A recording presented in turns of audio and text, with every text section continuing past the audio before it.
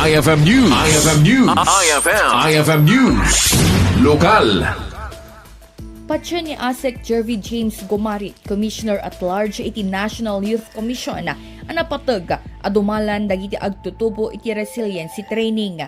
Kinunana, ti kangrunaan agagam no apay agtultuloy ang maiwaywayat dagiti training iti pagilyan, katap no maimpormaran, maisuro, kan maipakaammo karay iti Agtutubo, tinasken nga obraan no adda iti didigra.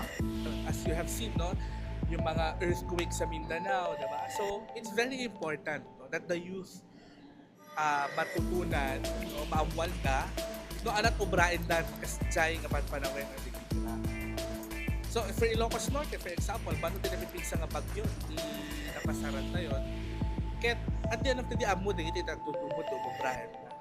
So, ikikantay lang man hindi adupay na, knowledge and skills Agtutubo tayo in terms of disaster resilience. Kabayatan na itinapalabas at awan na makita no kasano kaaktibo dagiti Agtutubo ti agduduma apaset ti pagilyan no aday ti mapasaran a didigra bagyo man wenno gingined.